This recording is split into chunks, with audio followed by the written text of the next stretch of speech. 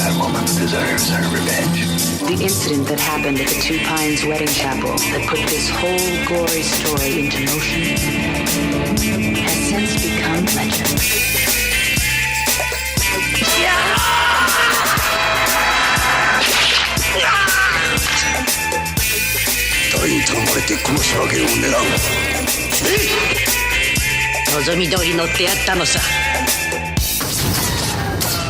I'm sorry.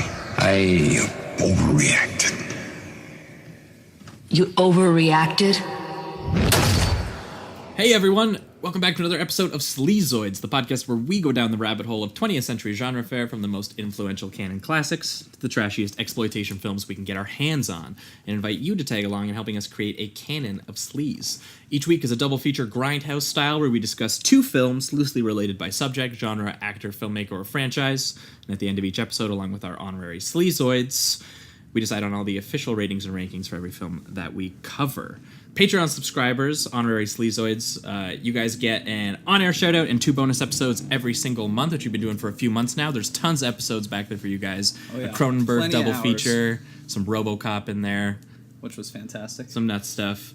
But 2 weeks ago would have been the last time all of our listeners would have heard from us. And what were we talking then? We were talking Streets of Fire, and we paired it with Wild Zero, which is just pure rock and roll. Yeah. They were rock and roll cult films, and that was with our special guest from the Bunta Vista Socialist podcast, Andrew Law. He brought those 2 films on. That was a lot of fun talking about.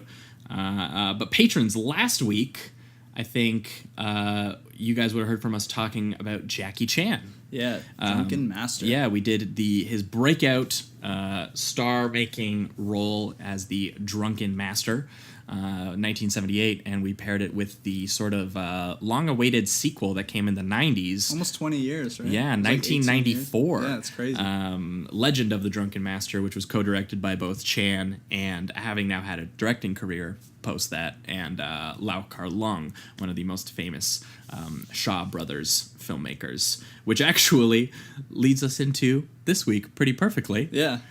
So this week we have a special guest on, Leslie Lee from the Struggle Session podcast. Leslie, how are you doing? I'm doing good. I'm doing really, really good. Thanks for having me on. Oh, no problem. Leslie, what films have you brought with you this week, and why have you paired them together?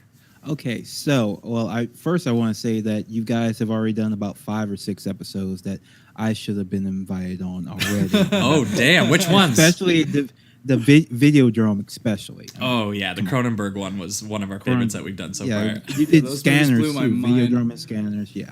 Yep. And I saw you already did Kill Bill and Prisoner, Scorpion, Yeah, 701. female prisoner, yeah. Yeah, also very upset about not being on that one. So I had to follow up with Volume 2 of Kill Bill and the other Meiko Kaji film that Quentin Tarantino stole from in order to make Kill Bill. That's, of course, Lady Snowblood.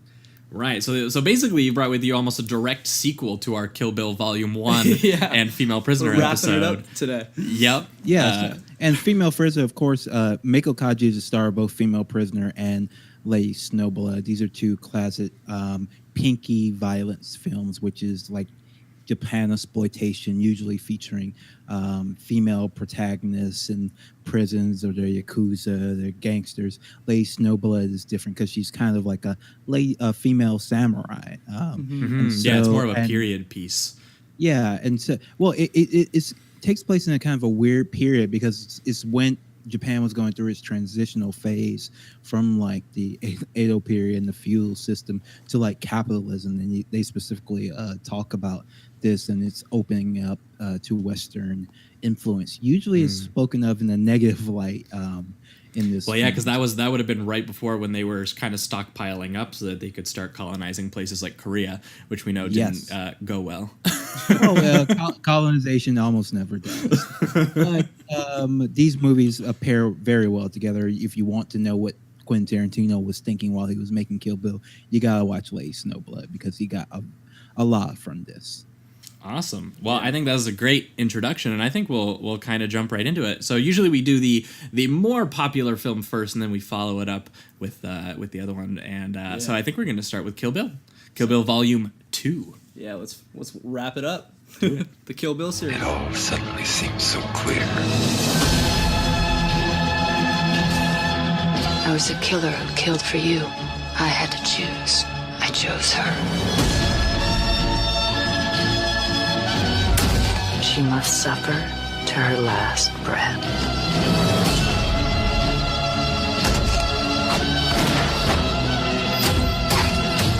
You and I have unfinished business. Baby, you ain't kidding. All right, we are talking Kill Bill Volume 2, the 2004 martial arts epic, the conclusion of it, written and directed by Quentin Tarantino, inspired by all kinds of Shaw Brothers kung fu films and Japanese revenge films. We already Some talked things about taken pretty much directly from it.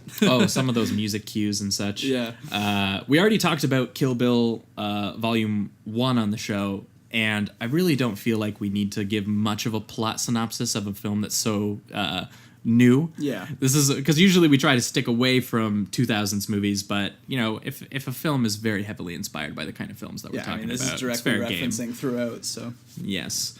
But I guess we'll do a sort of a quick refresher on Kill Bill Volume 1. So it stars Uma Thurman, who co-created the character with Quentin, Q and U, and it stars her as the bride, or Beatrix Kiddo, or Black Mamba. Yeah. all kinds of monikers, because this is in a lot of its own way, this is Tarantino's sort of identity picture, which he kind of does a lot of that on in some of his historical ones, like Inglourious Bastards 2, but this one specifically, Kill Bill Volume 1, that is, was a straight up revenge picture. It had huge sort of flamboyant action to it, very inspired by a filmmaker we talked about a bit on last week's show, Lau Kar-leung, whose Shaw Brothers pictures, along with a few other filmmakers, were some of the most influential that there could be on Tarantino's actual action style here. That very sort of theatrical, very, I would say, movement-based, very heavy-hitting. No poles, though. No. You know? I and wish it's there was like more of those. the camera work too, especially with when we get to like Pai Mei. It's Those fantastic. zooms? Those zooms, which they're I mean so directly good. referenced with Lady Snowblood and the other ones too. I mean, I think Prisoner 701 had that as well. Those fast zoom ins when people are reacting to something surprise or whatever. Yeah, but the plot sort of, boils down to the idea that revenge is really goddamn messy. Yeah. And, we talked about, especially when we were talking about Kill Bill Volume 1, was the idea that Tarantino really interestingly opened that film with the scene that most revenge pictures would end on. Which was the scene where we see the protagonist recognize the sort of rippling consequences and trauma that she is causing while seeking this, very blinded, rageful revenge. Yeah. Where we see her kill Vivica A. Fox's character in front of her daughter, acknowledging the fact that she's probably just created another version of herself in that little girl. Yeah. But kind of from there, you get a back and forth between the bride and Lucy Liu's O-Ren.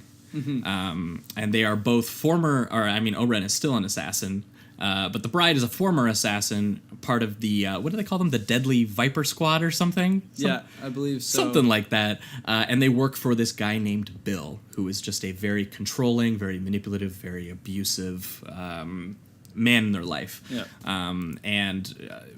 What's most interesting that we're going to talk about as we get into Volume 2 is that Kill Bill Volume 1 very strategically frames Bill out of the camera all of the time. All you ever see of him is his hand, and you hear his sort of disembodied voice as he is either grasping a weapon or he's touching some of the women's faces in a non-consensual way. Yeah, it really makes him feel just untouchable and kind of has that mystery behind it. And the film obviously shockingly opens with him murdering, shooting the bride in the face in her wedding dress, knowing that she's pregnant with his child. Yeah. And this is sort of how it frames Bill, and it's how it sets up the bride. The bride is out for revenge on Bill for from what she thinks killing her child, and trying to kill her for just trying to leave him. Yeah, and all her friends and newfound kind of, I guess, misfit family. Exactly, and the first film just kind of got at the idea that O-Ren is sort of, kind of an equal for her, and there's a sadness, inherent sadness in Killing in killing O-Ren, just Yeah. because it's sort of Bill has sort of pitted these women against each other the same way that in Female Prisoner the sort of prison system pits all these different women against each other. Yeah. And that is sort of, interestingly, what leads us into Volume 2 is that the bride, all we know of her, she's on a revenge mission to kill Bill at any cost because she needs this catharsis in her life. She Yeah. doesn't care the damages or consequences, and she fucking loves killing. Yeah. That can't be That's a part of understated. her. Yeah. Yeah. She absolutely loves Which it. this movie really heavily dives into. The that- joyful that filmmaking that takes philosophical place point. as she's splitting people in half cannot be understated. And that is what kind of leads us into Volume 2, which, Leslie, if you want to take us through sort of the beginnings of Volume 2. All right, sure. So we actually see what happens now. We figure out what that black and white scene that we briefly see at the beginning of Kill right, Bill yes. 1, what leads up to that, and that's the Bill showing up at the wedding rehearsal for Uma Thurman, for the bride, who is, she's escaped Bill. She's heavily, heavily pregnant. She's with all her normie friends and her extremely, extremely normie fiance. Like, we know that she's like this, super badass assassin, but she's escaped into this other life because she's chosen to. She liked her interactions with her friends. She's just a very you see her being like this very normal person that is just this, psychopathic killer. But she, for some reason, she's chosen to do this life, and you can feel like a certain level of condescension, like towards all the other characters, and for some reason, Samuel L. Jackson's in the background playing piano. But, Yep. Gotta have just, Jackson in there. You go from this hyper violent fantasy world to just like these normal people sitting around, living their lives, and it's kind of funny to see this happen. And then Bill shows up, and then the other world invades and then murders all these people. Right, yeah, and it very quickly recontextualizes, because the first film very obviously strategically opens on just Bill's gruesome act.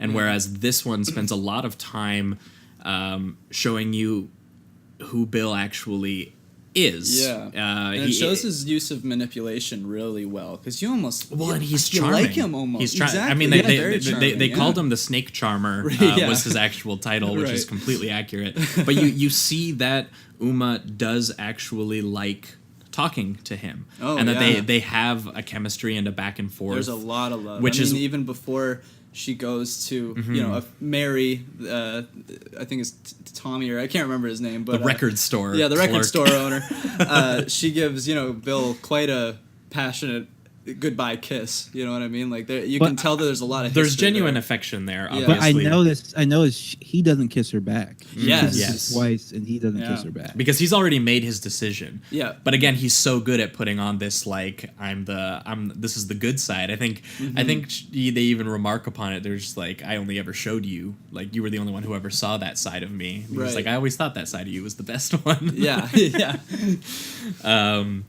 And yeah, it's a really interesting, just because the first film very much goes out of its way so that you only ever see Bill's brutal action, and this one very quickly subverts it almost entirely, and it's the main course of action that it takes that differentiates it. Yeah. Is that it wants you to see how a person who can do things that Bill does, and how he can actually invade your life in a way that it's disarming. Yeah, because I mean, it takes a lot to be able to convince also an audience that a character would be able to manipulate these kind of people. You have to hold that in your head too. Yeah, and pit We them know against everything each Bill's other. already done when we're seeing this Right. scene. When it's like most of the time you feel like you could just be like, guys, if you guys just talked for like 10 minutes and we're like, you know what? Bill is the one doing all this shit. Like, why don't we, Yeah. it's just they can't. It seems like his charm has just overcome them completely. And so after that, we have this kind of Bill shows up and warns his brother that the bride is coming, and then we have this very Tarantino like digression, this scene that you could almost cut entirely out of the film and it'll be the same film, but it adds to it where we show him showing up to his job and his boss like yelling at him for showing up late and really talking. Oh, it's really down to him. depressingly funny. Where you know that this is an international assassin played by Yes. Michael Madsen, who is always a badass in Tarantino films, And he has and his boss is just giving him shit. Yeah. You're just like, wow, that's really depressing. Yeah, and it's brutal, and just he goes from this top assassin to a guy just scratching off his dates to Yeah. make his minimum wage job, and it's a devastating scene, and it's once again odd to feel for a character is a total piece of shit. Tarantino does that very well. Yeah. Yeah, but you get that feeling that like the point he's trying to make in this movie is that like within everyone there are multitudes, because that his boss and the dancers at the club have no idea who he actually is, and we end up and it probably makes the audience underestimate him, because the bride comes to kill him. We think she's just going off him. Like, no, it's the exact opposite. He wrecks her easily. He's prepared. Shotguns are right in the chest, right? Yeah, that's a good point, because he's prepared right away. As soon as she opens that door, you think maybe this is it. Probably a fight's going to ensue, but you think that it's going to be something, and then she's going to come out on top. Right away, she just gets shotgunned in the chest and buried alive. So I mean, yeah, it starts off really bad for her. Well, and it's so funny because in the scene before where he's kind of talking with Bill, he has that line where he's like, you know what, we deserve to die, man. Like, we've done some shitty things and we deserve to reckon for them. Yeah. And then he was like, well, she deserves her but revenge. then again, he also said that so does she, though, because that's just it. It's the same journey we kind of went on with Kill Bill Volume 1. They've all lived this life. Was the idea was that they were all part of this really grotesque, universe, basically. Yeah, and just because they haven't shown it doesn't mean that she hasn't done some absolutely god awful things in the past. Yeah, but that all of these people are obviously still susceptible to very real human conditions, right? And things like that, and that does feel sort of Volume 2 really does try to clarify for the audience the more human side of all of these people, for sure. Which gets really, really interesting as we get into the direct relationship between Bill and the bride. And so you see, this is the first scene that you see them where they're happy, where he's playing the flute and just talking to her before. Oh yeah, because Michael Madsen puts her in a coffin, right? Yeah, And Michael Madsen puts her in a coffin, and then it cuts to she has the flashback of her training. Yeah, and you see Bill and Kiddo together, like as a couple for the first time, where they're kind of happy. And he's telling her this was a story about Pai Mei and how he slaughtered an entire temple of people because a monk didn't return his nod. This seems like a chill dude, of course. Yeah, and so he puts this woman he loves in the hands of this, this crazy old murderous man, and the guy literally says, like, why are you here? Do you just want to die? I kill people just like whenever I feel like it, right? You look at me wrong and it's over. Like, so yeah. But then we get a pretty cool training montage where she gets her ass kicked a couple of times, pretty brutally by Pai Mei, and he always does that thing with his beard where he throws it to the side, just like I'm such a bad. A lot of whooshing sound effects. Look how pretty I am. I'm such a bad motherfucking bitch. Yeah, and this is. Pai Mei is obviously again played by Gordon Liu, who we talked about because he plays a role in both Volume 1 and Volume 2, but he is the star of Shaw Brothers films. Right. The Kung Fu films. The dude is an amazing. He was in that 36 Chamber of Shaolin. 36 Chamber Shaolin is the film that's being referenced with this training montage, because 36 Chamber Shaolin, which I actually just watched a couple weeks ago, actually is half of it is just a training montage.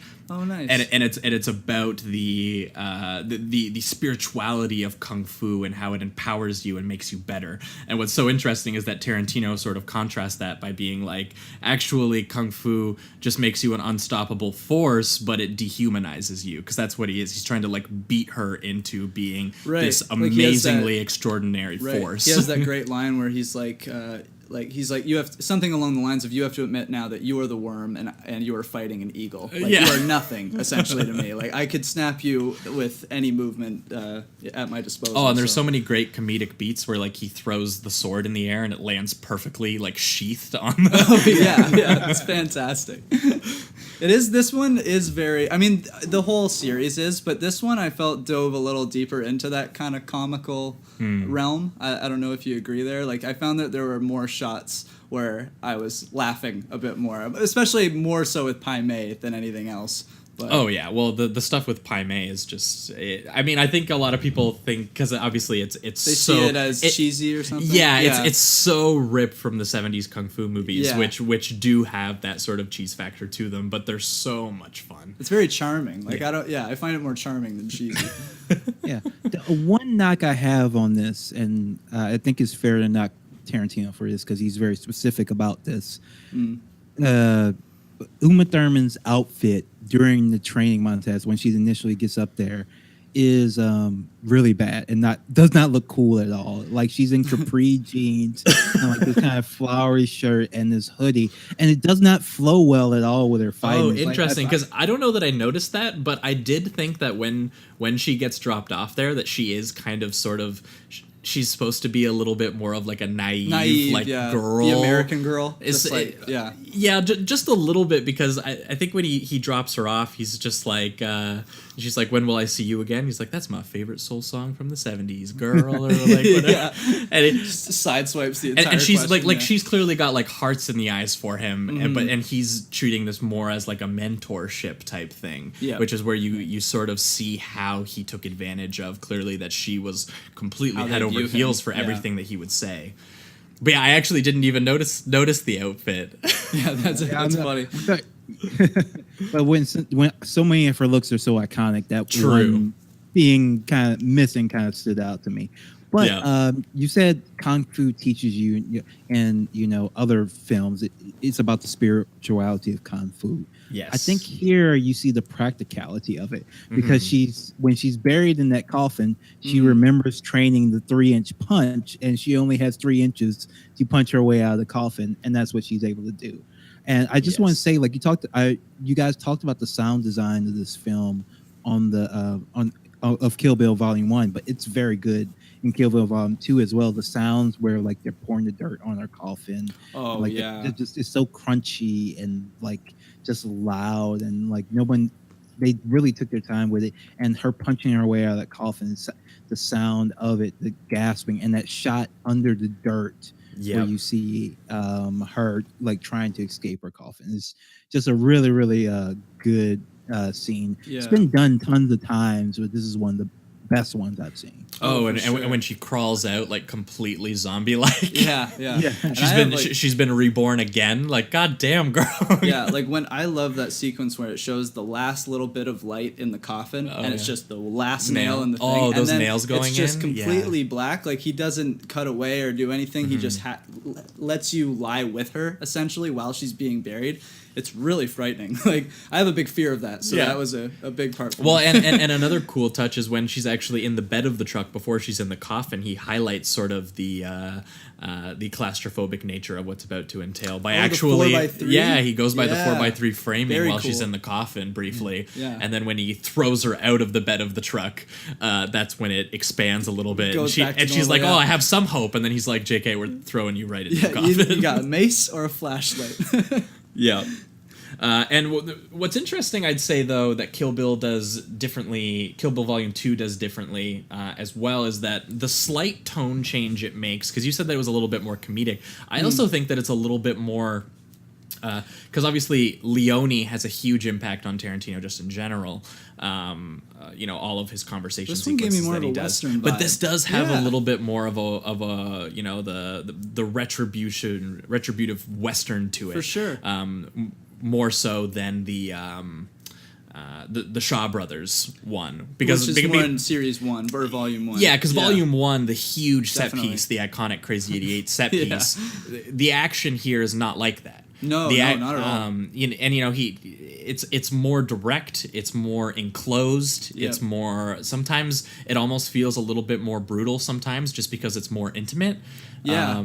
Yeah, it's very, and it's just almost different. I don't think there's even a group fight in this. It's all one-on-one. Like every single thing is very intimate in that sense. Yes, because she escapes and she heads back to get revenge on Bud, who put her in the coffin in the first place. But when she goes back there, Elle, the eye-patched assassin, probably the least humanized assassin, and maybe one of the few weak points for me for the film was Elle. Oh, a weak point? Just because I feel like of all of the assassins that Tarantino sets up here, and that he does really make this about how all of these, these cartoonishly brutal, violent assassins kind of have human aspects to them. Elle is the only one who doesn't really get that, which makes it. I think she does. Really? She does. I think. Yeah. I'd be curious to hear. The reason why she kills Bud because she's offended that a piece of shit like him killed the bride. She has such respect for her that she killed Bud, her former lover, you can assume, brother, because he had not earned the right to murder her. And so she, I felt like she just has such respect for her. And, Daryl Hannah's a little bit older than Uma Thurman. I felt like she was at one point she was Kiddo. She's gone through everything Kiddo has done. She just didn't leave Bill. I feel like that subtext is there because she is blonde, and we talk about, and in the later scene, we talk about how much, Bill likes blondes. It's not meant to be a secret. So I think there's something to that. And she went through the same training too that because she talks about her experiences with Pai Mei and that she kills because she eventually right, that's a good point, because she was very mad at Pai Mei for taking her eye. My wife said something interesting. She was like, well, Daryl Hannah's she's cooler than Kiddo because she stood up to Pai Mei. She didn't let him treat her like crap. She actually spoke back while the Kiddo was the bride was just scared. So my wife had much more respect for Daryl Hannah's character and really hoped she lived, which we don't know. She may have lived because at the end where they're crossing, she just leaves her screaming, right? yeah. There's a actual, and after the credits, there's a question mark over her name over where she lives. So I think there's a little bit more to her. If there was ever going to be a Kill Bill Volume 3, I'm sure she would show up. Which he's always floated as a possibility. He's always wanted to go back to it. What do you think the difference then of respecting the fighter or whatever would be between her respecting Kiddo and her totally disrespecting Pai Mei? Is it just because Pai Mei was very rude? Because she does poison Pai Mei. Yeah. And she even says something very disrespectful specifically to Kiddo about Pai Mei and wants to disrespect him. I can't remember the line. She just kind of wants to upset the established order, basically, seems like what she wants to do. She feels like she hasn't got as much maybe out of the lifestyle as was promised to her. Yeah. Okay. But it is just interesting because I think most of the characters before they die kind of get a slice of sympathy. And I feel like other than the sheer brutality of what the bride does to her, there's not, her last lines are like, I killed your master, and I am going to kill you. And I was like, whoa. The thing is, she didn't die, so we don't know if she died, so we don't know if those are her last words. That's true. I guess we'll see in the future. I think I get what you're saying though, but I do think that what Leslie's saying makes a lot of sense too. I feel like it's kind of a subjective thing there because I just feel like that does stay true to her character. She does seem like she's just kind of fucking fed up with everything that's gone on. So yeah, I like both. But it is interesting because you see a lot of other people sort of being crushed by forces, and if anything, you actually see kind of powered through. Yeah, she's just she seems to have learned to. Actually fight back against a lot of those forces, which something like Bud seems to have been very susceptible to. And it doesn't seem to really get to her mentally either, because she seems very stable. She seems very focused. She even has that scene where Bud is just going all everywhere because he just got bit by the Mambo. And she's just reciting Wikipedia facts out of her notebook to him. So it's she's very calm and collected compared to the. The poison snake bit is very Western as well. I love the bit where she goes to open the door to leave the trailer, and Uma Thurman is already her feet are in the air flying through the doorway. That's great. That's like my favorite shot of the movie. And I love the fight that they have, though. The fight that they have inside the trailer. Oh, yeah.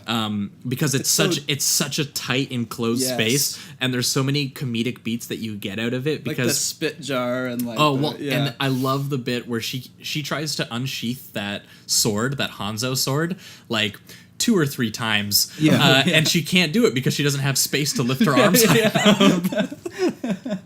which leads to a great sequence where they have to try to just use the 6 inches of blade that they have out to try to cut each other's throats. And then they just start using the surroundings. They try drowning each other in the toilet. Yeah. And then she flushes it so that she can get breath. Exactly. Yeah, it's amazing. There's a lot of really great beats and a lot of attention to detail in the little fights that there are in this. You're right though. There are a lot of comedic beats. I found myself actually laughing quite a bit with the film. I think they're in the first one as well. I just think that the first one, for sure. The first one has a lot more. As you said, that there was a lot more. Like it's 1 on 100, right? Yeah. So there's a lot less.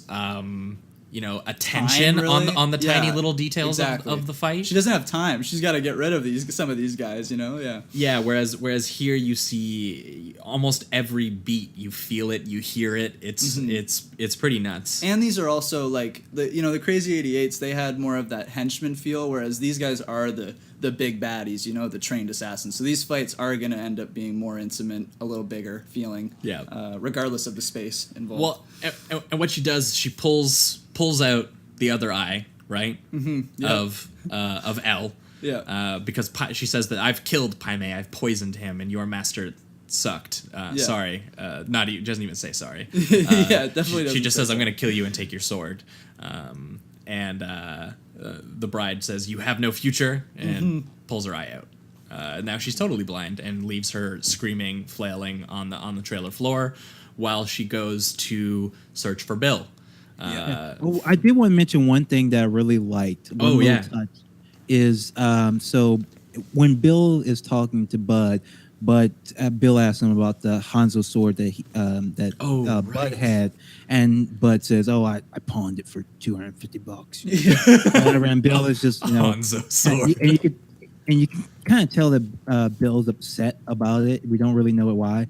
And then because in the first film, right, we see how important Hanzo swords are. Yeah. Mm-hmm. Because we see how spiritually, we get that quick digression into how spiritual and important, the art of sword crafting actually is, which is the few times that Tarantino does something genuinely that you would see in a kung fu movie like this. But yeah, then you're right. Then we find out that Bud actually never sold the sword, and the sword has an engraving from Bill on it to the only man I ever loved, from Bill.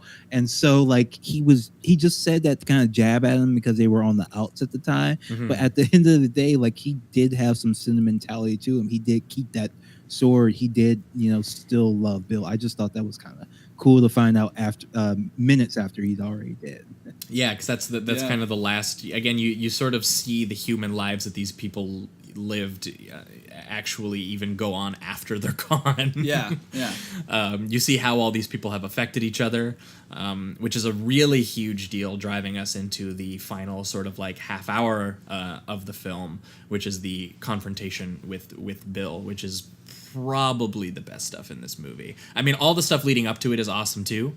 And again, I almost want to treat these films almost as one film because they right. do really speak to each other in really important ways that I really do think you lose stuff without having both of them. And this final confrontation with Bill really shades in kind of everything we've learned about all of the characters so far. And it says a lot about both the bride and Bill, their former lives, and everything that's kind of led them to this point. But that is with the bride having kind of done a small digression into hanging out with Michael Parks playing a Mexican man. Oh my God. And I love this scene so much. There's something about his just the way that he carries his voice and everything. It's almost calming, but you know that he's the creepiest dude that's ever been. Michael Parks was a legendary actor, and Tarantino was pretty right to give him all these chewery scenes Yeah. that he gave him. I love the bit that he has as the sheriff in Death Proof as well. Oh yeah, yeah, And yeah. This guy's got range. Like it's crazy. it's a really, I didn't even know it was him the first couple times I watched this movie. Actually, I thought it was just I some did as famous soon, Spanish actor. Honestly, honestly, I love his demeanor in this. It's crazy. I did as soon as Tarantino let him just like not even be heard. Like half the time you can't even understand exactly what he's saying because he's just not enunciating at all. Yeah, at all. It's like he's hammered, but still kind of conscious. Like he's about to fall asleep, essentially. But what he does is he tells her, if you want to find Bill, like Bill just told me to tell you where he is. And she's like, bullshit. It's like, no, here you go. Go get him. Yeah. And she arrives at Bill's place. Finally, we're at the titular killing of Bill. It's about to happen. Yep. She's come a long way. There's been a lot of flashbacks. There's been a lot of heartache. We think we're getting our relief. Yep. And in a way, you kind of do. You feel it for Thurman. There's some catharsis here. Yeah, Absolutely. you feel odd. I actually think it's some of the most purely human and emotional writing that Tarantino has maybe ever even attempted. Oh, for sure. For sure. Because what you don't expect, I think, after watching Kill Bill Volume 1 is that Volume 2 would just end in an elongated conversation sequence where two people who obviously have feelings for each other part ways because they realize that they're bad for each other. Yeah. And part ways in the most finalized way you possibly can. No going back from this one. Yeah, because she breaks into Bill's house. It's a very big, nice house. Breaks in. She's like, I'm gonna chop his goddamn head off. Yep. And she runs around the place looking for him, and then she sees Bill, and then she sees a little girl, and the little girl is playing a game, shooting. They're playing the shooting game. Yep. And she shoots mommy, Bang, and she calls her bang. mommy, and she has the realization that that's her kid, that her kid isn't dead, and that Bill actually had the baby safely while she was in her coma, Yeah. and stole her. And Uma is just instantly shattered by that realization that she's had this very hard demeanor. She's had to do a lot of things to go back to her old lifestyle that she was prepared to leave to come back and end everyone who was a part of it. What I find cool is that she's not just, she has this amazing performance where she's both shattered to have such a lie be told to her throughout her entire life and think the way that she has, And to then be now happy. the whole world is shattered here in that sense, her at least the reality she thought she knew, but then exactly to also be so ecstatically happy that her baby isn't dead and now she has her And daughter. then obviously still But Bill's incredibly still there. angry. Yeah, and Bill's still there, and she can't tell her because the daughter's there, and Bill knows that. Bill is doing manipulation more than anything he's ever done throughout the series. So Yeah, Bill is strategically using her own daughter against her. yeah, To make this confrontation more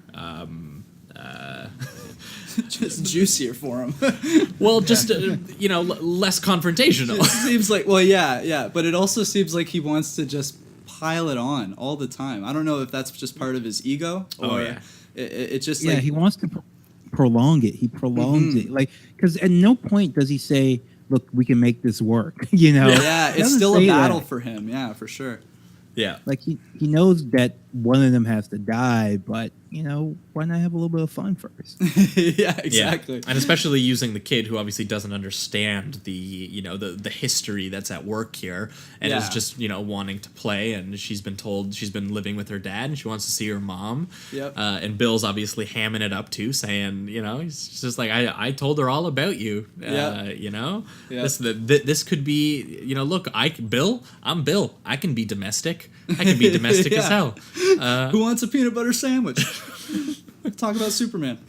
Yeah, and there's a lot of really sweet moments here, as obviously in order to placate her daughter, she has to play along with Bill's sort of mommy and daddy game that he wants to play. Yeah.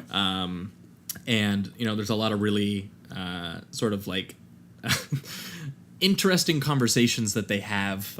Bill explains that the daughter just comprehended the idea of mortality and of murder Yeah. by killing her goldfish. And obviously Beatrix would be a little concerned about that because the whole reason she tried to leave Bill was so that she wouldn't be a murderer. Right. And it also wasn't one of those things where the daughter was upset. It seemed like the daughter knew how to scheme. She was like, oh yeah, I stomped on that. She knew how to answer asshole. questions too. To elongate it so she wasn't directly in trouble right away. Because she didn't write it was like, oh, well, it was on the floor. It's like, well, why was it on the floor? This is a 6-year-old doing this. So, yeah, it was I cool. very intentionally put it on the floor so I could stomp on it. Was where they ended up getting to. Yeah, exactly. And I was like, that's a but little she knew concerning. enough not to say it right away, which is, very concerning. But we get this big confrontation, and it's actually not that big. It's mostly the talking, and in the final fight scene, Bill does not get up from his chair. I don't think either of them do. No, neither of them Yeah. do. They just do a samurai sword fight very quickly. Like if you took all the fight scenes in this movie and just put them together, it would be like 5 minutes long. Oh, yeah. None of Yeah. the fights are very long, but they're very impactful. The meaning behind the talking, like that scene is just so tense, and all the weird diversions going on about Superman and all this shit. Right. Oh And yeah, Bill- all the beats that they have in the conversation between them is awesome, and it's really set up by the sequence where she puts the daughter to bed, and she's just like, "Do you want to watch a video with mommy or whatever?" She's like, "I want to watch Shogun Assassin," Yeah. which if you've never seen Shogun Assassin, I put it on my watch list as soon as I heard it from is the film. it's so much fun. I have to go back and watch all of the Lone Wolf and Cub movies because I've only ever seen the first one. I remember your description was something like synth. Synth What was it? Carnage Fever Dream is Yeah. Shogun Assassin because Yeah. it takes 7 films of Lone Wolf and Cub. That's how many there are. It takes all Right. 7 of them and it cuts them all into like a 90-minute feature of just all of the bloodletting and the craziness. And the whole point is that it's this lone wolf and he's got his little baby on his back and he's just killing the shit out of people. That's insane. And Shogun Assassin was a re-edit and American dub of the film in the 80s to make it okay. more of like sort of like a neon And it's craziness. super short too. It's like 85 minutes or something. Yeah, and they cut 7 movies into that length. Like that's Yeah, that's what I mean. I was like, wow. So that's what Shogun crazy. Assassin is, and the synth score in Shogun Assassin is awesome. Yeah. And we get a really sweet moment where the daughter's like did I dreamed of you every night or whatever? Did you dream of me? Mm-hmm. And obviously the bride's like of course I did. So the bride I think is super relieved, obviously that her daughter is alive, yeah. and she just has to eliminate Bill. And that's Yeah. that's what she has to do. She has a conversation with Bill, where Bill, as Leslie said, is going on about Superman, and I love his bit about Superman because Oh yeah.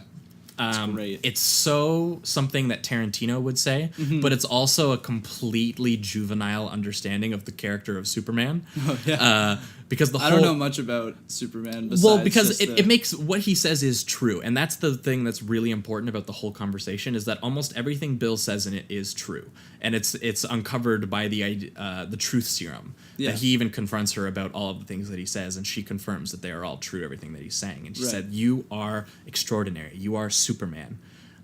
And Superman, it's pathetic that he puts on his costume as Clark Kent, and Clark Kent is a coward. He is Superman's critique of mankind, that they are small, they are anonymous, they are cowards, and I see what you're you saying. and Okay. you wanted to be like that, but that's not you. That's untruthful. And Do you think his view of it is a little bit too pessimist in a way? Well, his thing that his reading of the situation that completely, which makes sense with his character, but is a Oh, complete yeah, for sure. misreading, is that Superman specifically chooses to do it for very human reasons. Okay, for sure. Which is exactly the thing, is that even though he's right, that Beatrix maybe didn't think that lifestyle that we saw at the beginning would work, the one where she's a complete normie marrying a doofus that works at a record store, maybe that lifestyle wouldn't have worked, but she made the choice to do it anyway, and that Yeah. should be her decision. Yeah. And not only that, but Clark Kent, the whole reason for his existence is that he didn't know he was extraordinary until he was an adult.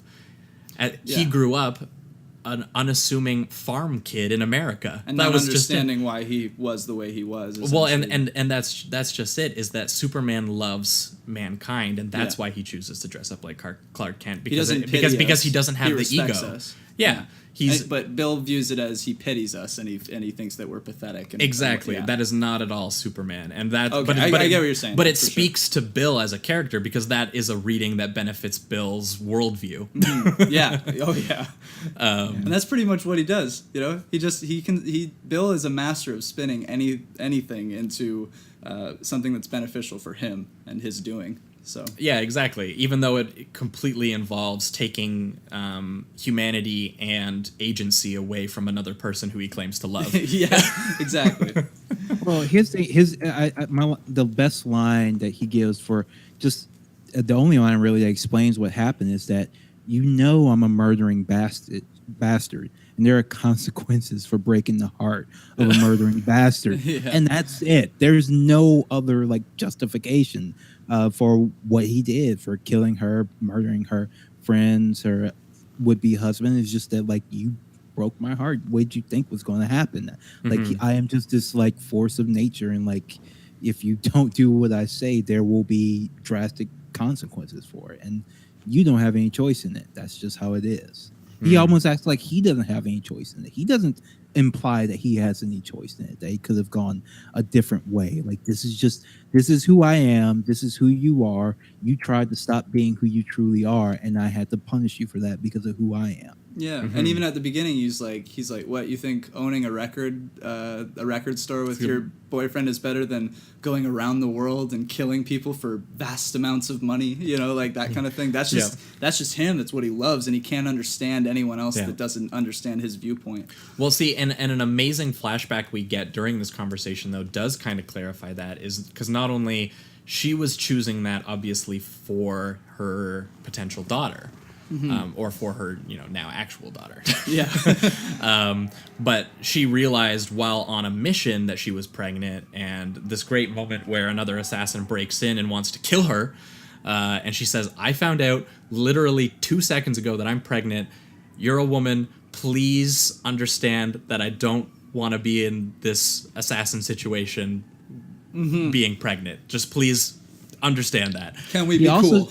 And there's she also says, I didn't want to give her to you. She wanted, it wasn't just I can't live this life, it's too dangerous for my daughter. It's I don't want my daughter to become another one of Bill's vipers. And I kind of think she probably failed at that. Bill definitely got some claws in there. Yeah, everything we know about the daughter, from the Shogun assassin to the murdering the goldfish, it suggests to me that she really probably didn't succeed.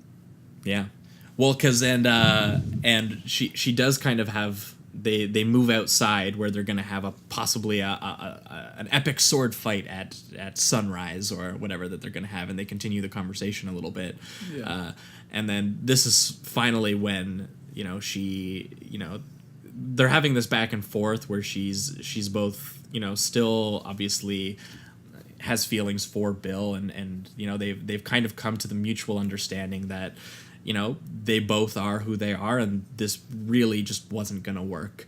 And Bill's like, look, I overreacted. That's it. He at least admits that, At least he has a moment of you know what? Maybe I went a little too far. A tiny bit of calm down. Yeah. Oh man. Yeah, and he says, all those people that you killed, that felt damn good, didn't it? You're not. Yeah. We do have similarities here, and what's awesome is that she just straight up murders the shit out of him, and that's kind of what we're left with. Five-finger Pai Mei's exploding 5-finger thing. Exploding heart That's technique. the name of it. Yeah, there it is. It's such a kung fu thing. He taught you the secret technique? Yeah. Oh, absolutely. No, he taught no one the secret technique. Yeah, that's amazing. Yeah. Yeah. Well, he taught me. Yep. And then he takes that's a great moment too, where He he takes kind of 5 accepts, steps or whatever. and he accepts it too. He's kind of just he's like, how do I look? It's you're ready. You're ready to go.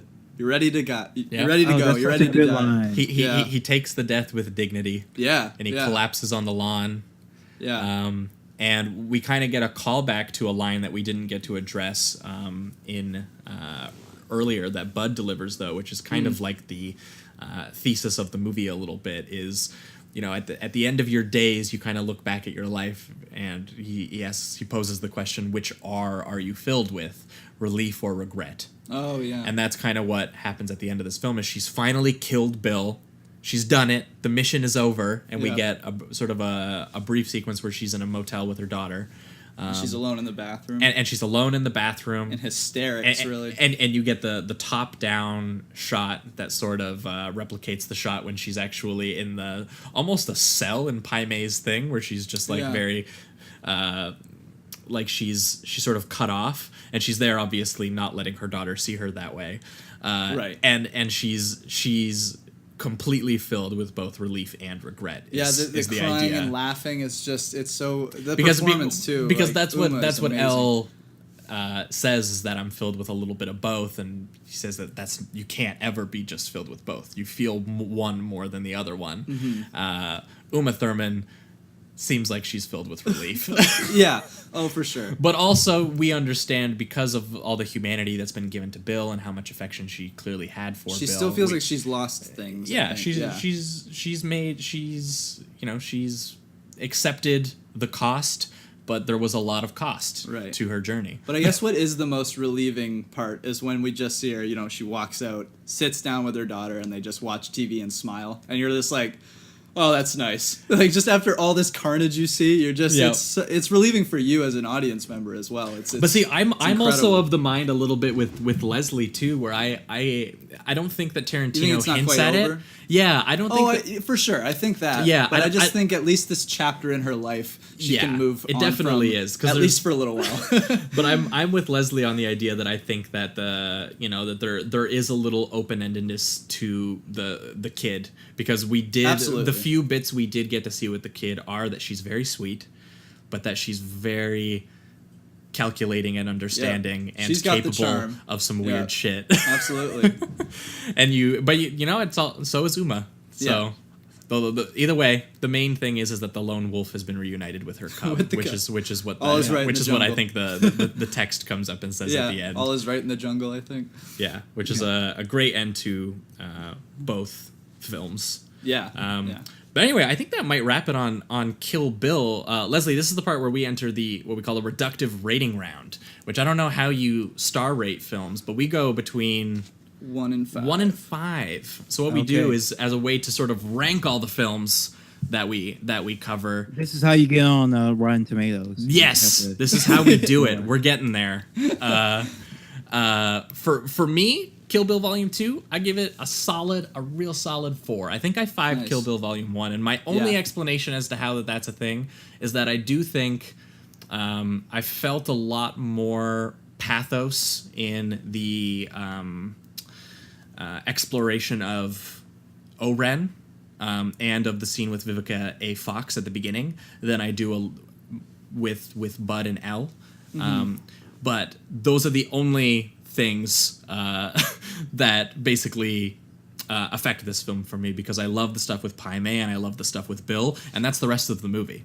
So Volume 2 is actually incredibly simple, despite the fact that it is longer than Volume 1. And Volume 1 also gets a little bit of edge for having one of the best action sequences of the 2000s. But that's basically it. I really loved Volume 2 for a lot of the reasons that we said. I think that it sheds a lot of light on Volume 1 specifically, and the emotional undercurrent to all these characters, especially by humanizing Bill and sort of letting us get a picture of the bride and Bill together. And Uma's performance in both films is incredible, but especially in this one. And David Carradine as Bill, so good, amazing. Yeah. I wish we got more of him, honestly. Yeah, I don't know. What are some of his bigger films that he stars in? Because this might be one of his best performances, but I don't want to say that just because I haven't seen too many of them. He's mostly known for Kung Fu, the TV show. Yeah, which we talked about on the he did Kung Fu, the TV show. Right. And I would say Death Race 2000, but he plays Frankenstein in that movie. And he basically looks like the Gimp from Pulp Fiction. Like, he's dressed in like an all leather getup. Nice. So That's awesome. Either way, you can't see a lot of David Carradine in that one, but yeah, No, volume 2 works,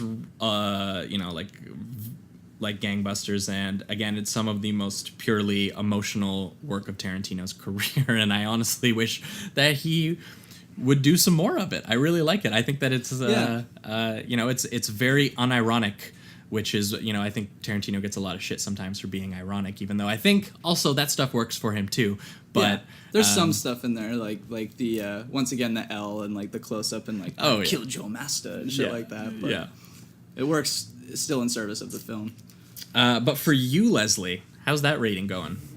I think I give it a 4. I came in thinking I would give it a 5, but the more I think about it, the more like I know Quentin Tarantino can do better, because I think his last 2 films are better than this one. So if I gave this a 5, interesting, like, you liked Hateful Eight more than this.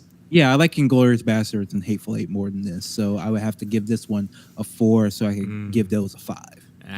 There you go. Nice. I'm gonna give it a 4 as well. I just the first volume's a little stronger for me, but I love how he just kind of strips. You'd think I wouldn't, but I love the way that he just kind of strips the action from this film and makes it all about the character. And exactly. I really feel for everybody. That was my including thing too, the people I didn't think I was going to. Normally, when a movie strips back and complicates character stuff and goes for the emotional stuff, like that stuff works better for me. And I would say that it does in that regard, but I'd say the 2 films are just kind of so different in what their approach is. And I honestly do think that you kind of do gotta watch them in tandem. Absolutely, yeah. That they do speak to each other, and the stuff that works here is interesting in how it complicates one, and the stuff that works in one is interesting for how it complicates 2. So it's just like I agree. That's so works. For me, and I'm right there with you, Leslie. It's almost a 5 for me, but it's just. Tarantino can do some better. of his other films, exactly like you said, Inglourious Basterds. I actually did like this one more than The Hateful Eight, although I still really like Leslie. The Hateful Eight. But yeah, so this will be a 4 for me. I gotta ask you, how do you feel about Death Proof? Oh yeah, Death Proof. I don't really rate it, to be honest. No? Like, Oh, okay. I watched both those films, and it was like I watched them, and that was it. Like I never felt the need to go back and watch them. I don't really count them. I don't count them as part of Tarantino's. Interesting, because I love Death Proof. Yeah, I don't think I like it as much as you. Like it's a 5 for you, right? Well, because that's Tarantino. It's It's the 4 only for time me. he's ever operated in like the voyeuristic slasher. It's Yeah, almost like yeah. it's almost like Tarantino doing the I De do Palma really thing enjoy it, yeah. with Kurt Russell as like this, motoristic slasher villain. yeah. Oh, it's I see it more as like him doing like a TV movie. Like it's his like I put it right there next to the CSI episodes. Like that's fine, I'll watch it, but like, I don't feel the need to like Dude, rate it against like Inglourious Bastards or anything. Like it's fine. Like I there's people I like in it, there's scenes I like in it, but it's just like it's okay. It's a movie called Death Proof. I don't know what else. Yeah. all That's right. awesome. Well, I think that's gonna wrap it up for Kill Bill. Yeah. I guess we're gonna Killed jump that on one. into it, or I guess we're gonna jump right into Lady Snowblood. Let's do it. 木城は塚本木城はよーく見てごらん私の顔をお前たちがなぶり者にしたその女にどこか似ていると思わないか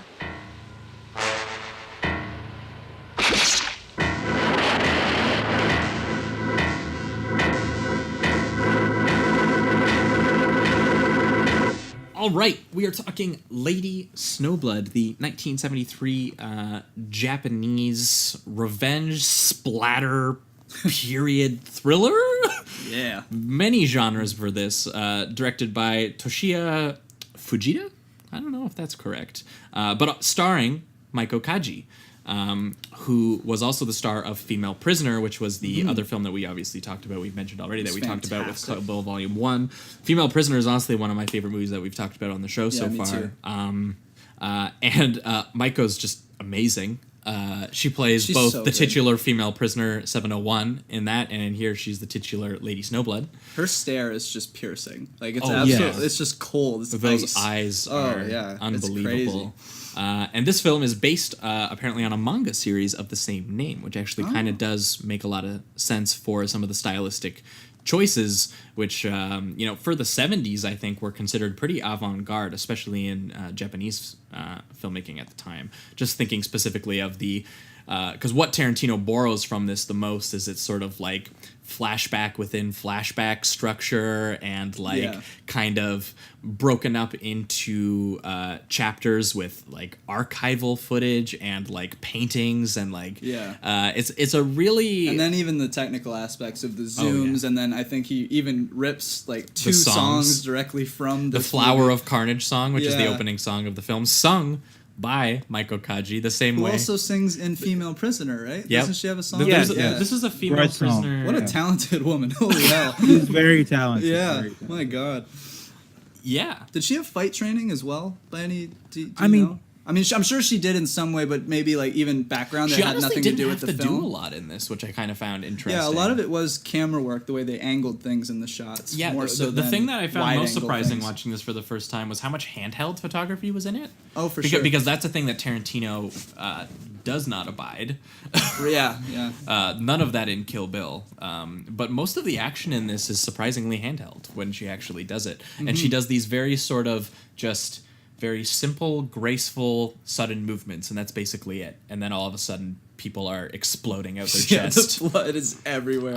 I love cried. the I effects. cried when she stabs the dude in the back, and I'm like, okay, well, it would never come out of a dude's back. And then she pulls it out, and it comes out of the dude's back. And I was like, are you kidding me? Yeah, I view it almost as like it's kind of just expressing how life is leaving them. You know what I mean? Like it's so violent and it's so abrupt for these guys that it's like, that's just what it's representing, the blood Yeah. leaving them at a Cool. rapid pace. Yeah, clearly Tarantino took both from manga and from this when it came to the actual splatter effect that you saw in Kill Bill Yeah, Volume 1. especially Volume 1. Yeah, especially. Like that one iconic where the girl gets her arm cut off. It was very reminiscent of that. Yeah, where it just splurting out blood crazy. It was awesome. But this film has a pretty neat opening where it's just this very sort of like mythic childbirth sequence where there's these shades of white and red, and they're sort of in like a small, I don't know if they're in like a I think it's a prison, isn't it? It's a prison. Yeah, it is a Small prison with the bars. on the gallows. Yeah, and you get the snow coming outside, and you get the blood obviously from childbirth, and there you go. She's the Lady Snowblood. Yeah. And what I find interesting, and I don't know if they actually reveal it in the first little sequence here when she's being born, but it's kind of like that set that what they're saying in Kill Bill, which I guess the theme would be directly referenced to this, which is she was almost destined to become, this vengeance-driven person, because the Yeah. mother pretty much like, in a sense, I guess, puts her spirits into her child so that revenge can be exacted. I think while she's giving birth, she says that you are an Asura demon. Right, something like that. Yeah. And it is an interesting note, because the whole idea, I think, is that, and what becomes really important to the film overall, is the idea that the Lady Snowblood was born into this trauma, was born into this revenge mission that she was gifted it to. She's basically inherited her own mother's trauma and has to deal with that. Yeah. It's even darker and deeper than that because she was conceived for it. Her mother specifically. That's got true. That's revealed halfway pregnant through the movie. That's a good for point. this purpose, to make her instrument for vengeance. Her vengeance, a demon, to extract her vengeance upon the people she's trying to kill. Like, this is why she has her. And some it's spiteful really, stuff. it's really spiteful. It's really dark, really fucked up. And so this movie is kind of a lot more straightforward, a revenge thriller, than Kill Bill is, because Lady Snowblood knows nothing else but this mission. This is all she has ever been cared about or been trained or born to do. She has nothing but this. Yeah, that's a good point. Yeah, that's a really important distinction between the two films, especially as it goes on, because we don't get a lot of human shading of Lady Snowblood. Yeah, it feels like there is no choice a little, whereas it feels like Beatrix maybe had a choice somewhere down the line, whereas it feels like Lady Snowblood, there's none. What's interesting is that you honestly get more personality or like sort of like, recognizably human moments from the people she's murdering. yeah, straight up. Yeah. That she is just an absolute force who we see after this flashback of her being born. She's got her little umbrella that has a little sword that she can pull out of it. And she just starts cutting throats. She starts stabbing people, and there's like arterial spray everywhere. It's splattering the walls. It's gushing. Yeah. And then like one guy even says like, "Who are you?" And she just replies, "Revenge." Yeah, like, she's just like cold. It's a blunt instrument. Yeah, entirely. just a killer. And I love that 70s neon bright blood. Oh yeah, just like so bright, vibrant so, paint. like, Yeah, it's great. Yeah, the way that they light it is just so much fun to look at. It looks like they just melted crayons on everybody, and just pouring out. It's so good. Yeah, it's so good. And I did really find it interesting that while this is happening, they do give you that sort of like immediate rawness of handheld photography to show this to you, because it's really cartoonish murder. It's literally inspired by a comic book murder. Okay, right. And is this kind of also what's directed, and I think it's in Kill Bill 1, which is when it's the animated part, and there's all that like crazy amounts of blood gushing out from the enemies? Yeah, maybe it's very possible that Tarantino went back and read the Lady Snowblood manga and was very... Yeah. Oh, no, well, that gushing blood is, that's kind of a staple in both anime, manga, and, these samurai movies. I'm not sure. I would probably assume it came first from the films, but I'm not really sure.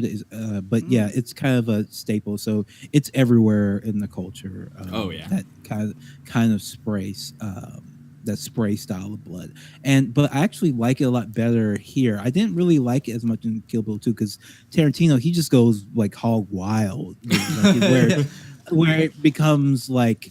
So I could actually watch Lady Snowblood, and if I didn't know how the human body worked, I could believe that kind of, right? But in Kill Bill Volume 2, it's obvious that it's just like, no, there is no way. There's no way that the blood was even in that person in Volume 1 when it's the anime sequence. Oh, yeah. And it starts like dripping through the bed and like onto like the little Lucy Lou's eye. Yeah. But yeah, the sort of main distinction here as she kind of goes on her journey is that she does forego all the human emotion. She is just pure karma, I guess. Pure. and almost to her detriment, because when she meets the Kobue, the daughter of Kobue, she meets her and is kind of nice to her. And asks her name, and then is shocked to find out that she's the daughter of one of the men she wants to kill. Yeah, Takimusha or whatever it is, yeah. And like in most movies, you would see a scene where she struggles with whether, should I do this? She relies on her father, etc., etc. Lady Snowblood does not. She is still like on her path to vengeance. She doesn't really care. She just sees this as a possible complication, which it is when we see towards the end, but it does not derail her. She still is intent on killing him quite brutally, actually, as he begs for his life. Yeah, and drowns in basically his own blood mixed with water, and he just sits there and drowns in it. Which is and pretty. Then she pulls the body out of the ocean to drag him up and put him on display. Yeah. Yeah, I think that becomes sort of the main drama of the film is that, we noticed in Volume 1 that that film really addresses the fact that Beatrix, instead of at the end of the revenge movie acknowledging all the consequences that she's and rippling traumatic effects that she's causing around her, Tarantino kind of frames that at the beginning, and here this is also the dramatic crux, is that we see the sort of things unfolding in her very sort of blinded, inherited revenge mission, that there are sort of kind of nice people getting caught up in it. Yeah. And just what through relations. yeah, basically. and what kind of happens is that there's sort of a bit of regret of what kind of life is going to be like for her post her mission. Yeah. Is that she doesn't even consider that until, you know, sort of like 3/4 of the way through the film, when we get sort of she thinks that maybe she's completed her mission later in the film. And then she just finds someone else to kill. She just decides to kill one more person. Yeah, like, because I think someone asks her, like, you know, you get to live a normal life now, and I literally, my note was, what the fuck is a normal life to this person? I don't think she would even be able to comprehend really what to do or where to start. I mean, she barely even has family. It seems like her only friend too is eventually a writer that is just intrigued by her story. He's a cool character, actually. Yeah. I think that he's a very nice cool. touch. Yeah. Because he's where you get Leslie mentioned at the top of the show that there's sort of a sort of important Japanese political backdrop to this, and that he's an important character because he is someone very clearly anti the way that Japan is going. He's a journalist who is writing stories about these sort of, you know, warmongering businessman, especially one being his own father, which is probably how he knows about it. Oh, right, because they have that little Darth Vader twist. Yeah. Yeah, where they're like, he's your father. What? Yeah, It's great. and it makes perfect sense because the reason he meets Yuki is because she goes to his father's grave and she's upset because she's mad, and of course he was heading to his father's grave just to, you know, put flowers on it or whatever. Yeah. So Meanwhile, she's like chopping the flowers up or something. Slicing the gravestone, yeah. She is real spiteful for good reason, obviously, but Well, yeah, because I guess we haven't addressed that yet. But the actual revenge mission is that 3 men and a woman attacked her father that she never got to meet and killed him, and then raped her mother. Yeah. And then her mother got revenge on one of those 4 people by stabbing them in the back while having sex. Also, might have been a reference. Well, to the Kill Bill while one being with the raped, anime, I by should the say, way. while being raped, she. Oh, stabbed well, him yeah, in the back. yeah, that should be. Oh, is it painted? Like, I thought it was. Maybe I No, just she didn't have misremembering. She didn't the have a scene. choice. Oh, no, okay. She didn't. Yeah, she said he lusted for me, so he took me to Tokyo with him. That was Oh, right. So she basically And then got eventually kidnapped by one. she just took an opportunity. Exactly. Wow, okay, I gotcha. And that is what lands her in prison. Yeah. For killing that man. Then she realizes, well, now, fuck, I'm in prison for the rest of my life. I can't really kill any more of these people. So that's when she starts sleeping around with inmates in the prison, trying to conceive a child. Oh, so with that guards. with Right. guards. Yeah, Yeah, because it's they were all, guards. all women, I think, is the prison, right? Same as female prisoner, man. Yeah. Japanese prisons in the 70s. I don't Yeah. know. I don't know. I mean, prisons Like in a general, dirt- but yeah, but just especially prisons. there. But that's how she conceives the child, so that the child can go on this revenge mission and kill the remaining 3 members. So what we see is she kills one who is the nice girl's father, the one that she drowns in the river and then puts him on display. Right. Brutally kills that guy by like convincing the people he owes gambling debt to just like give him to her. Yeah. Yes. And then she finds out that the sort of the main one, or the mastermind, I guess, has died in a shipwreck accident of some kind. Right. And and she's upset too. Oh, well, she's mad as hell. She wanted was like, that "I was personal literally born vengeance. for this." Yeah, Like, she come didn't the want fuck him on. to just die. She wanted it by her hand. Yeah. Yeah, So- it had to be by her hand. Yeah. And we see this with her next kill, which is when she, the woman who was with them, and the woman is apparently, you know, she's taken a bunch of money. So apparently all these people were running like a scam where they would trick villagers into saying, if you pay us, you know, 270 yen, we will get you out of the draft for, of course, the upcoming imperialist wars of Japan. So like you had all these desperate people giving their money to these murderous, rapist con artists, and they took all this money and like went about and some of them started businesses and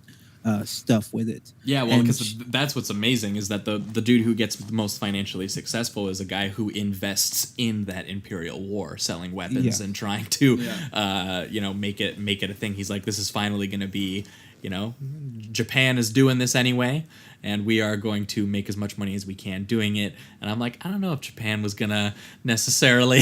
I think the financial investment is a huge motivating factor in a country choosing to do that.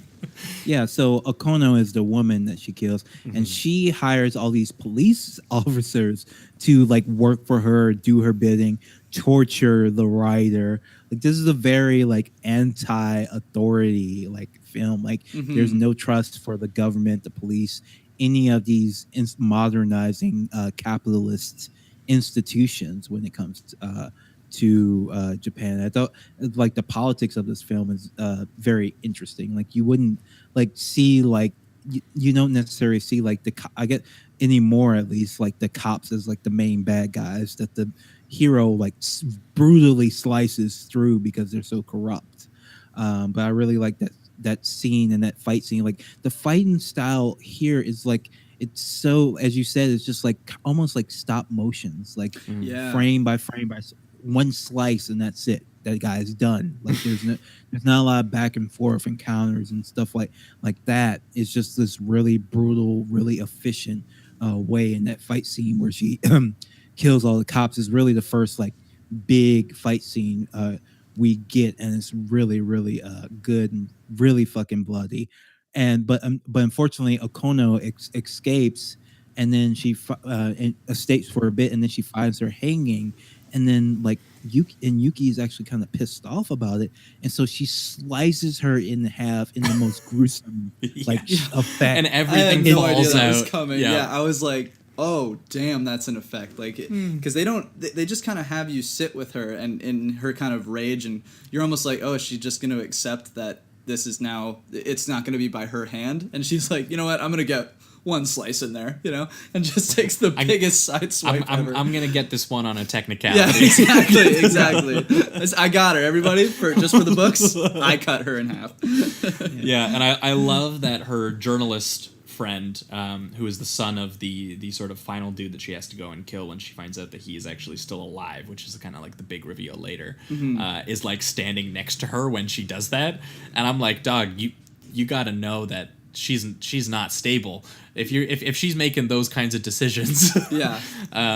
But it doesn't stop him. He's like, damn, I'm fascinated by this Lady Snowblood, and I'm writing great books out of her because she's such a cool character. Yeah. And immediately after that, like a decorative curtain comes down. Like yeah. That was that's great. so cool. Like, so during this like era of like, they call it pinky violence, like these 70s movies, they have all this weird like stuff in these movies, like you saw in Lady Prisoner, in Prisoner Scorpion, like where the scene where she's being attacked by all the police officers, where you go under the floor and then you zoom out and it's like a set, like obviously a set. Like they do all these weird like like the wall switch and all that. Like the spinning wall to reveal a from new Female scene, Prisoner? and it's all in one shot. Yeah, it was very cool. It's very almost stage like a play or something like that.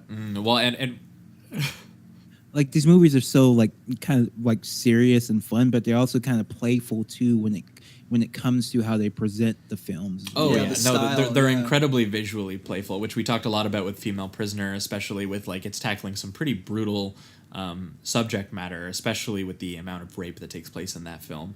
But then we were talking about especially like how the main rape sequence in that features sort of like this bright red lighting that comes up from the floor. It's like a glass floor, and then the camera goes underneath the glass floor so that you can reveals all the faces of all the men like looking down at her basically. And then her hair starts like turning into like this sort of like sun formation, and in actual stop motion style. You're talking about Female Prisoner? Female Prisoner for that one, because sequence is we amazing. mentioned that on that one, but like. Yeah, the visual style of both of these films is kind of what separates them, because the subject matter is very sort of heady stuff, and it's sort of in the actual visual filmmaking that you get again that sort of contradiction of the handheld style and the huge splatter effects. And again, the structure of this film with its constant flashbacks within flashbacks and editing to brief digressions into the actual history of the time period, and like seeming like we're seeing like murals from the time and stuff. Like, it's really interesting stuff. And from what I understand, this filmmaker actually never again became this stylish. That they said that he made, this was like his like 7th or 8th film, and that everybody was shocked because he was considered generally just like a pretty traditional journeyman filmmaker. So he didn't do a lot of visual flourishes. Wow. And then after he did this film and its sequel, which I haven't seen yet. Yeah, me neither. But after that, apparently he never returned to the style again. That's interesting. Were these not? Would these be his most successful films, or They must be. Yeah, They're it's just his interesting. most well known outside of Japan, I would certainly say. I'm not sure if they're his most successful. He did a lot of films that were like teen films, so like some of them might have been like big hits that just wouldn't take off necessarily overseas, depending on what kids were into at the time. For sure. Guy was on the zeitgeist. Yeah. He was there for it. But the big thing that kind of takes place after that is because you kind of feel like the movie has almost come to a bit of a conclusion when she chops that last one in half. Right. Because she doesn't know that the guy's still alive She doesn't yet. We don't know that either. Okay. So she starts living with the journalist that she kind of had a bit of a rapport with throughout the film. Yeah. And we start to see an idea of possibly what a normal life might look like for her. Although it does feel something like a little off about it. Yeah. Like, it doesn't feel complete. I was sitting there wondering, like, I was like, oh, there's more.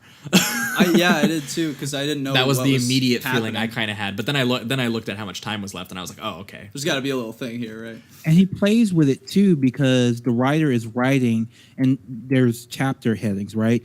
And chapter 3 ends. The curtain comes down, literally comes down, and then the next like thing you Finn. see him Like, that's what yeah, the next thing you see is like almost him writing on a piece of paper chapter 4, because he's continuing the story of think about whether to continue the story of Lady Snowblood. Well, because he actually knows, obviously, that or he at least has some semblance of an idea that his father is still alive. Yes. Right. Yeah, so he knows there's more coming, and then later we get the real title card of chapter 4 for the film. Mm-hmm. Because his they're living in like a small Japanese town, and the father kind of comes in and is like, "Stop writing that book. Yeah, this story is over. I don't want my head cut off. Yeah, this isn't gonna happen." And this is where we sort of get revealed that the father, who is the last guy on her hit list, is the father of the man that she's sort of taken up with, and also that that the father is sort of one of the main figures behind consolidating power to kickstart this Imperial Japan. Yeah. Which is like, we should probably kill him. Yeah. And for now more reasons than just the vengeance, I guess. Yeah. Well, and honestly, there's almost a little bit of, because we see a quick shot of her. I think she's returning home. I don't know if she has groceries or something, but she was out doing something, and she comes home. She sees that something is totally off with the journalist character, and they have that eye lockdown in like close-ups where he reveals that his father is still alive, and who his father is. And there's almost a little bit of like relief. She's like, the mission continues. Yeah. She's just right there. She's like, the fire's back in her, and she's right back at it. Yeah, because go for the revenge. There's not a lot of time spent establishing what her normal life might have looked like or how she might have adapted to it. I think she it's was just probably right back bored. into it. She's just sitting there while buying eggs that day, and she's just like, man, I wish I had a head to cut off. Yeah. But she pursues him to some sort of ball, I guess. Probably a fundraiser. Yeah. No, it actually is called a fundraiser. It's a fundraiser. Okay. It's a charity ball for bougie Japanese people to mingle with bougie foreigners. Right. And it's like, and I really like the class consciousness like of this, because we opened the movie with like super poor people, but we ended with all these rich assholes who run the country, and they're all are frolicking around on the dance floor. yeah. And they're staying in the Pleasure Palace, I think they call it. that what it's I think called? that's what it's called. That's amazing. And yeah, there's a lot of gorgeous camera moves as it kind of walks you through what this space looks like. And obviously, we understand that this is a meeting place for raising money for these wars that Japan is about to conspire with these Westerners to get going. And it does, you know, as Leslie said, it does kind of bring us from this brutal, stark prison situation all the way to a ball, and this is how far Yuki or Lady Snowblood has come. Yeah, and she's finally like, this is where it's taken. This is where all of this pain that kicked off the film has come from right here, and I am going to eliminate this guy no matter basically what it takes. Yeah. And she has a confrontation with him, kills the shit out of him. And then both JK, arms fly off. JK, it's the dude's wearing a mask. Yeah, it's not which him. is great. It's almost like next week we're doing Mission Impossible. Yep, A lot of that happens. Yeah, Little shout out there. And there's the the one-sided or the two-sided glass or whatever it is, the mirror. Yeah. And She's like, he's there. yeah. And I like that the journalist kind of comes with her to kind of help take out his own father, because obviously... And it leads to almost him, sacrificing himself. Well, that's exactly what it leads to, which I think is one of the most probably important touches in the film. Absolutely.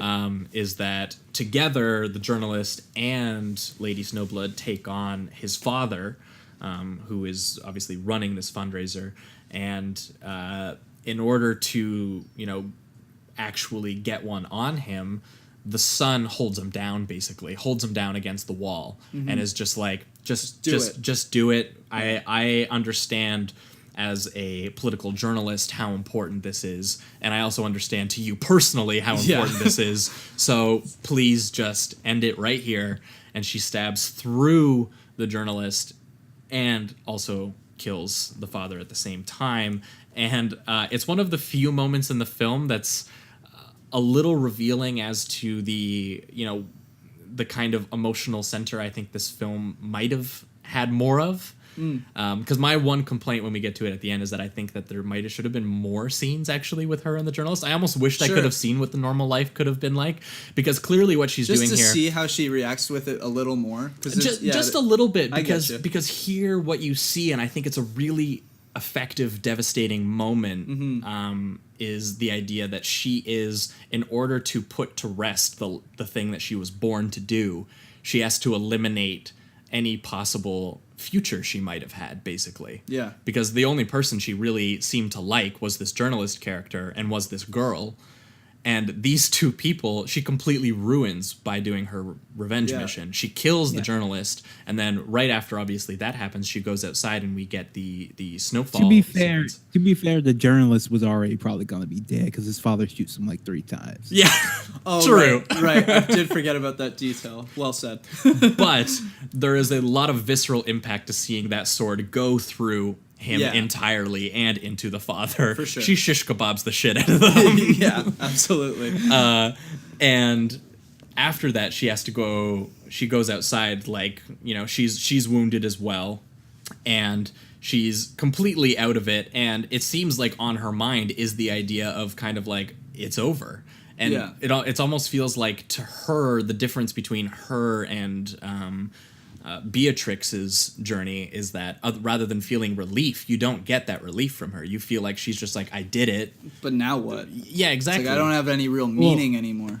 Well, I would say, like, judging by taking this film as like as a standalone, I would say now she can die because she's bleeding pretty heavily at the end of the film. She's been shot, and then of course Koboe comes up and stabs her in the stomach.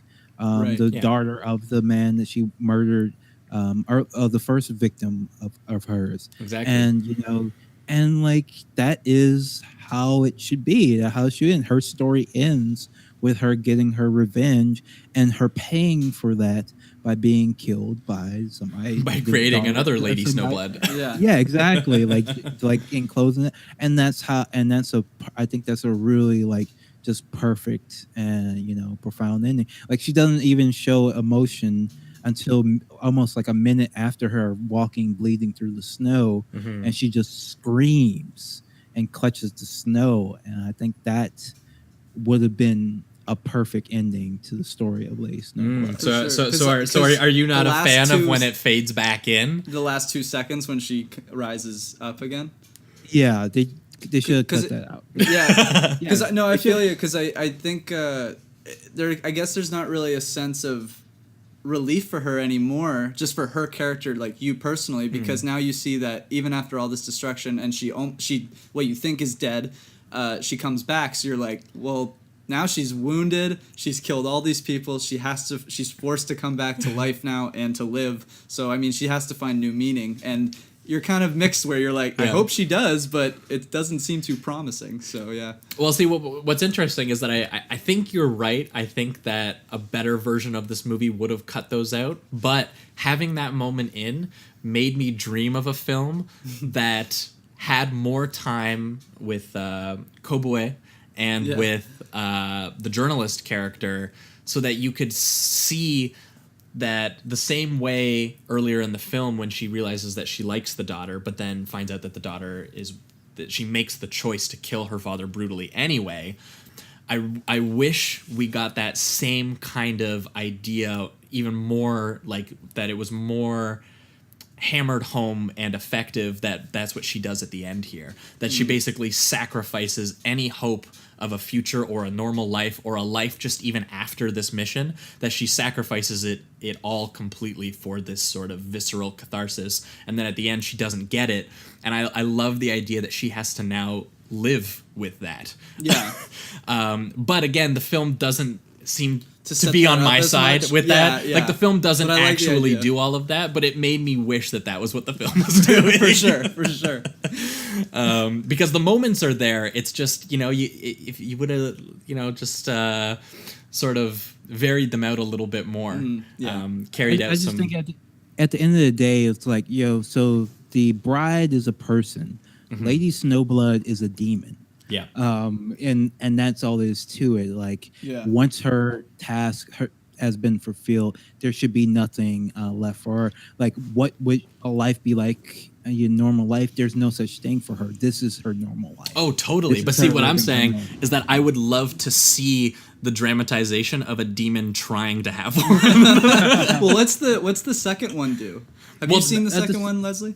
Yeah, I've seen the second one, and it's good too. Like, even though I think, like, thematically, like, she should have died. Yeah. If you're going to make a second one, the second one's still exciting. Basically, she Okay. goes to prison, and then the government says, "All right, you're such a good killer. If you ever want to see the light of day again, you're going to be our killer." And that's kind of Jesus. Okay. So that's cool. I think that at least sounds- they found a way to make it still true to her character as well. So I mean, that They gave seems- her another mission. Maybe yeah, that's what exactly. she was That's looking what I for. mean. Yeah, like there's another mission that she could understand. It honestly feels like kind of like what I like about sometimes what they're doing with these new Bond movies is that they're turning, they take this character and they make him into like just a blunt instrument that like different forces point in different They're directions. making him a lot darker than just like I'm the man and I've got gadgets and women.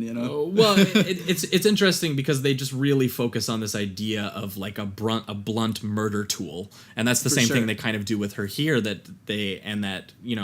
It sounds like in the second one that they have sort of different political interest groups actually pointing her in directions in hope that they're going to get benefits out of it, and I'm sure that doesn't end well. Yeah. Leslie. yeah, no, it does not end well. No, absolutely not. No, absolutely not. It's just like she actually is made to point out. So it's really these films are really political about, and they're a reevaluation of the turn of the century of Japan. And so in this one, like, she's hired by the government to kill like revolutionaries who want to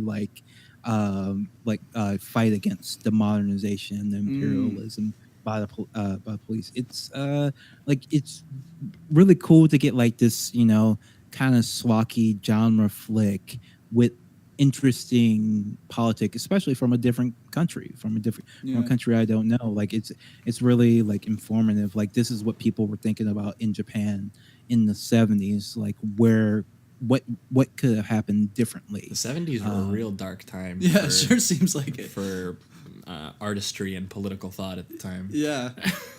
They were feeling violent in that decade.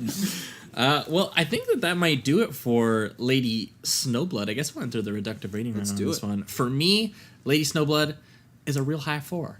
I really liked it. I was close to the 5 on it, I think, but I did feel like that there were some really effective moments that could have kind of fleshed out the idea of, what Lady Snowblood's future looks like. And I like the idea that that a future doesn't work for her, but it seems like they give her this idea of future characters. They give her the journalist character. They gave her sort of the next generation of all of these awful people, and how that they might not be awful people. Like, there's a little bit of hope there. Yeah. And obviously this film makes Yuki make the active choice to ruin those people's futures and her own, because obviously she was born into and inherited all of these nightmare scenarios and this vengeful mission. And the only thing straying me away from the 5 was that I kind of just wish that it laid that out a little bit more, and that it made me feel a little bit more for that. But that was the only thing. I really dug a lot of the style happening here. Obviously, enough can't be said about Maiko Kaji's performance in both this and Female Prisoner. Yeah, she's incredible. But I think Female Prisoner gets the edge for me, and maybe that's an unfair comparison, because that for me was like a super easy 5. I loved the shit out of Female Prisoner. But either way, this was a really interesting time in Japanese political history and cinema. So it was awesome to go down the rabbit hole. What about you, Leslie?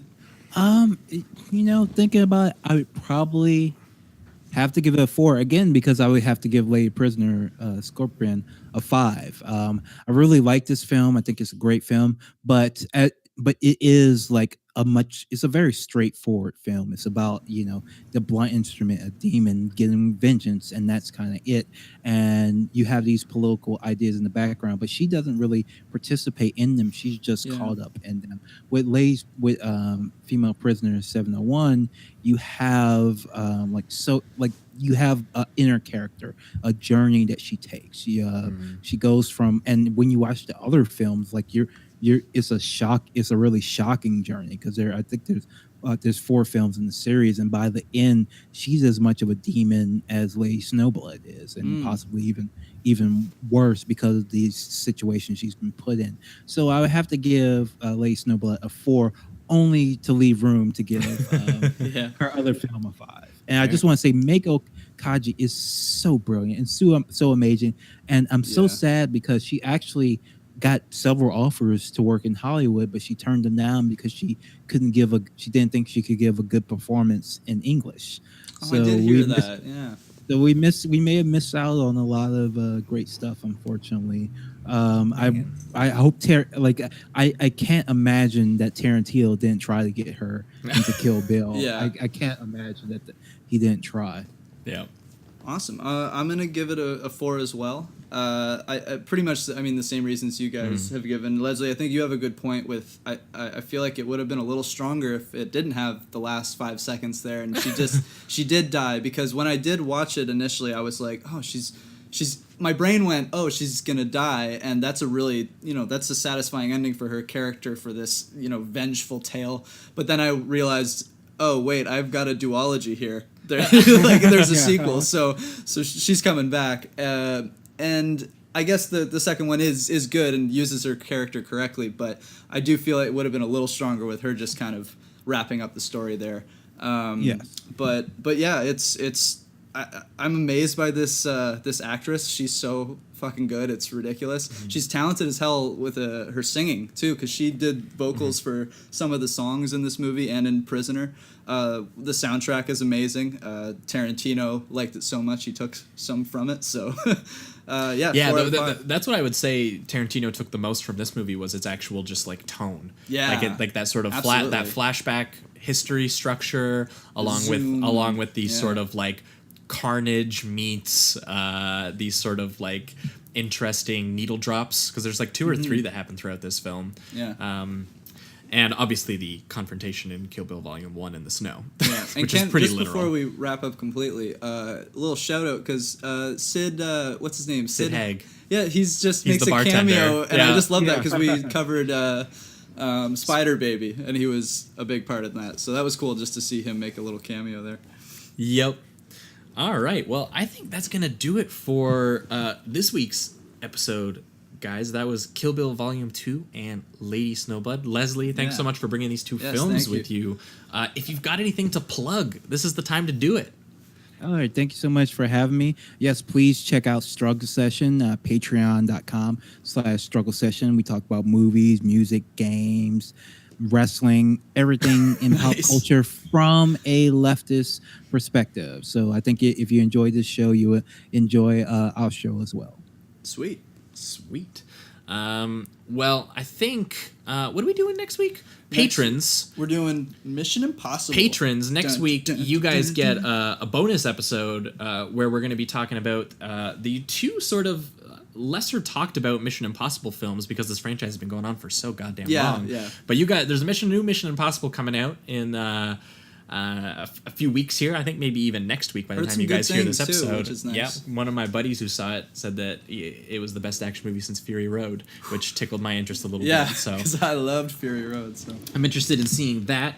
But so to celebrate a new Mission Impossible, we are going to be talking about Brian De Palma's original Mission Impossible from 1996. Oh, yeah. The first film, which, going back and watching it now, very different film from what these eventually became, but very For cool. real. Yeah, very. Stylistically, especially, because we've talked about De Palma before on the show. Very Hitchcock-inspired, stylish filmmaker. And we're going to be pairing it with John Woo's Mission Impossible 2. which is a hell of a ride. Which, honestly, everybody hates it, but Yeah. goddamn, it's... I think we're gonna fight for it. I a like little. it more than some of the new ones, so... Yeah, we're gonna fight for it. I think. Yeah, Although I do have my issues You got with it, some issues? but it's still. It does not deserve the hate that it gets. That's what I will say right now. Before we, actually record it. John Woo, amazing Chinese filmmaker who, for whatever reason, was given budget to make movies in Hollywood for a brief time, and we are all the better for it, especially Yes. for Face Off, which Oh my is God. amazing. 5 out of 5. One of our favorite films. Eventually, we got to talk about it on the show. Yes, please, absolutely. But 2 weeks from now, we are going to be back with a special guest for a free episode, and we are going to be talking... Oh my God, I don't even remember what we're going to be talking. We are going to be talking, I think, Satan's Claw and Captain Kronos. What the? Awesome. I have no idea what. 2 that films is. I've never heard of. I looked them up on Letterboxd. What and, are like, they? A Are couple. they, I like, think sci-fi one or- sounds like a vampire movie, maybe. Okay. That's awesome. No idea, but either way, a guest picked him out, and Hopefully we can find he's a him. good friend of the show, and he has great taste and makes awesome video essays. So Sweet. I will trust him on this journey. Yes, absolutely. When we do those ones. So that's what you can expect from the show in the coming weeks. Once again, if you guys want those bonus episodes, head on over to patreon.com/LezoidsPodcast. And if you're listening to it on iTunes, give us a good old rating on iTunes. Please do. And I think that's it. That's going to be the show for this week. So, peace. Keep it sleazy. Keep it sleazy.